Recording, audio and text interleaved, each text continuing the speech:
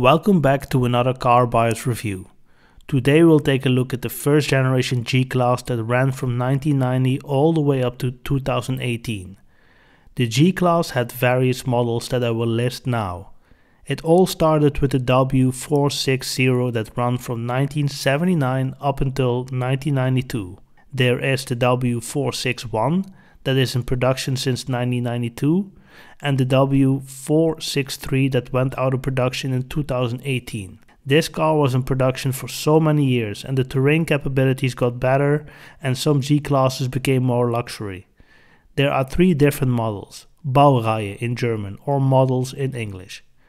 The military spec G-Class that was also for sale for the public was the W461. These are for instance in use by the German military forces. So this is in the basis quite an old car and had many enthusiasts, mostly in the military.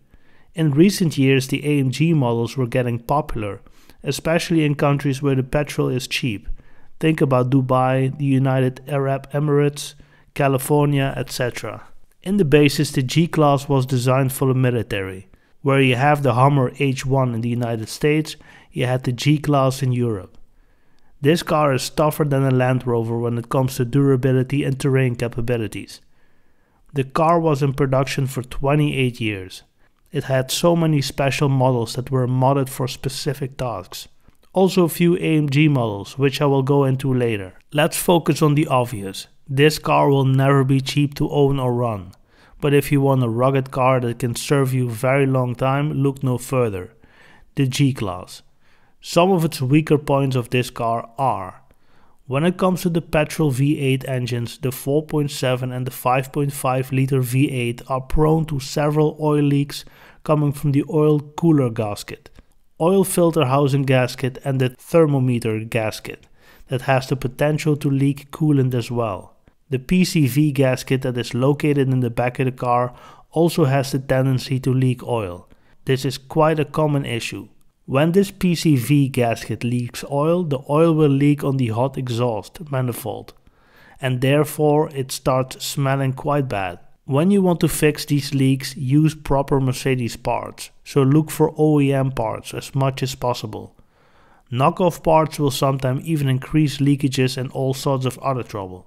There are reports of the seals on the power steering pump that can become brittle over time, so inspect these regularly. It's annoying but cheap to fix.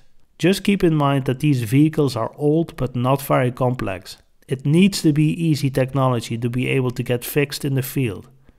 So working on the G-Class, especially the normal versions, the V8 petrol and diesels, it can be done. The AMG models are way more complex, so I do not advise to work on these engines by yourself, but let the maintenance be done by an AMG expert. Many parts are still available and parts are relatively cheap. Labor costs at Mercedes are however quite expensive.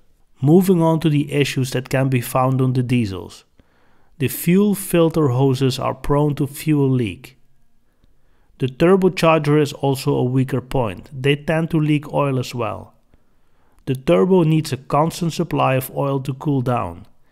If this supply is in danger because of leaks, the turbo becomes extremely hot and this will result in a short lifespan of the turbo.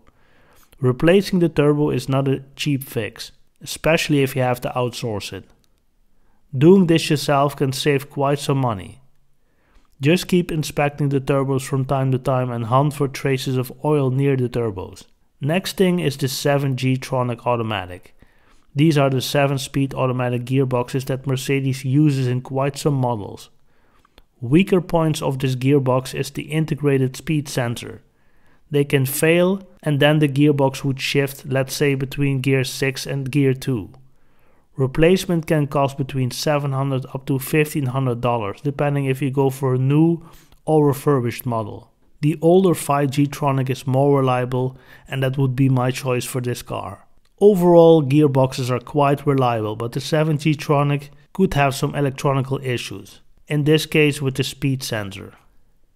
Chassis wise, some of the shocks may fail on you, especially if you go for the air ride. I would go for normal springs myself. If you want a comfortable yet responsible shock absorber, go for the Bilstein shocks for instance. but do your own research on stiffness and comfortable driving before replacing these shocks. This being such a heavy car and terrain capable, it's quite important to have the right set of shocks on the car. Safety wise, and of course to increase the comfort of driving this small container on wheels on the Autobahn. When it comes to the brakes, these are quite good and reliable. The only problem could be the vacuum pump that will leak over time.